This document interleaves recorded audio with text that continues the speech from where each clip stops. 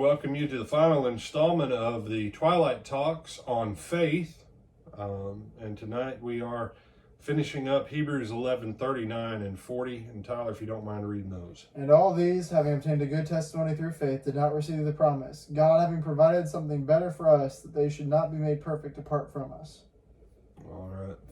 We talked about this, that the church is the apex of faith.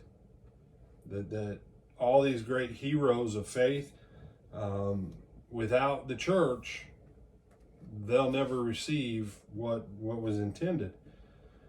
And so because of the high place we occupy, and because of the greatness of those who went before us, technically we should really aspire to even greater things than they did, because we have a higher place and we have more advantages, honestly, than they did.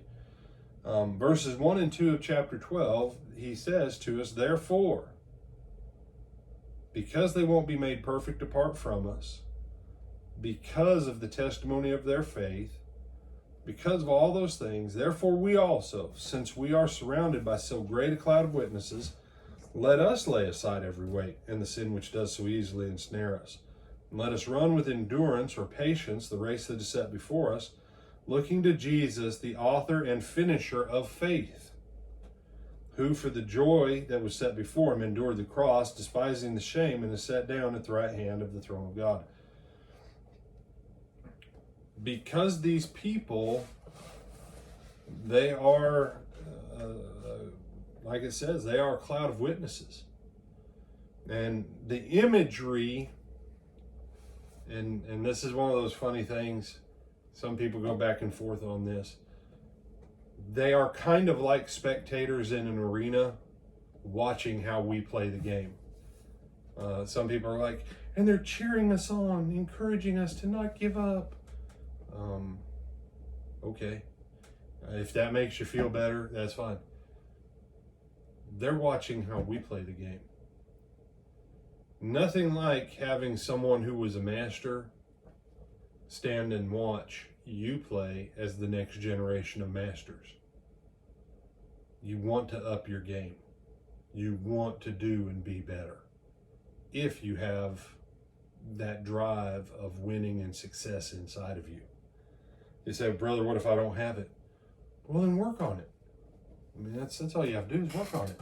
Go out, lose horribly a couple times, and find out how bad it feels, and then you go, well, I don't like this. Never won it again. You know? Or you can just say, you know what, I want to win. I want to know what it's like to win, and then start working on winning. Because the other one, it can get real pricey real quick. But here's why. Verse 18 of chapter 12, you've not come to the mountain that may be touched. That was the Old Testament. No, he says, verse 22, you've come to Mount Zion, to the city of living God, the heavenly Jerusalem, to an innumerable company of angels, to the general assembly and church of the firstborn, registered in heaven, to God, the judge of all, to God, the judge of all, to the spirits of just men made perfect, to Jesus, the mediator of a new covenant, to the blood of sprinkling that speaks better things than that of Abel. Where we finish in Jesus is far higher than Abel's blood that's been speaking basically since the beginning of human time. That's where we're at. And so he says to us, see then that you don't refuse him who speaks, for if they didn't escape who refused him who spoke on earth, much more if we turn away from him who speaks from heaven, whose voice then shook the earth, but now he's promised, saying, yet once more I shake not only the earth, but also heaven. And this, of course, is talking about when God spoke at Mount Sinai and everything shook. But because he was in a cloud, because it was through mediators and stuff, they had it easier. So they had it easier, yeah. Go on ahead and read Hebrews 1 through 4, Tyler, as we get ready to wrap this up. Hebrews 1 through 4. God, who at various times and in various ways spoke in time past to the fathers by the prophets, which in these last days spoken to us by his Son, whom he has appointed heir of all things, through whom he made the worlds, who being the brightness of his glory and the express image of his person, and upholding all things by the word of his power, when he had by himself purged our sins, sat down at the right hand of the Majesty on high, having become so much better than the angels, as he by inheritance obtained a more excellent name than they. All right. Greater than the angels. Jesus is the one, by the will of his power, he holds the entire universe together. He is the one who speaks from heaven that came to earth. He is the final message. There's nothing else. And so the only way to have faith that's pleasing to God in this time is to hear Jesus.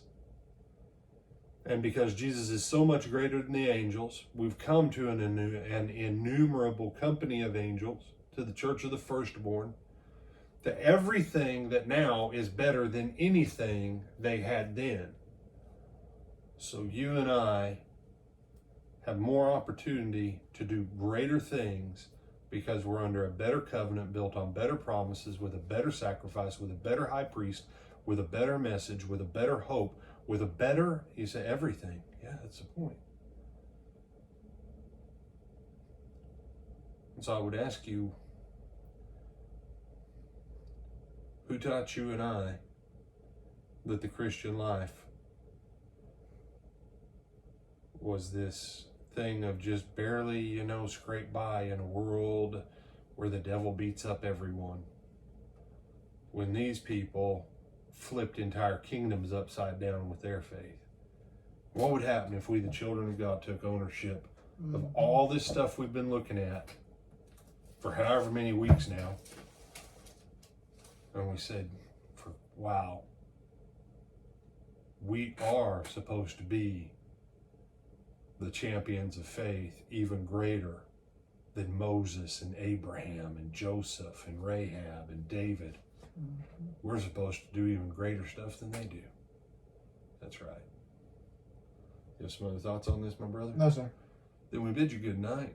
Have a good weekend, and Lord willing, we'll see you Sunday, 9:30 for Bible class, 10:30 for worship.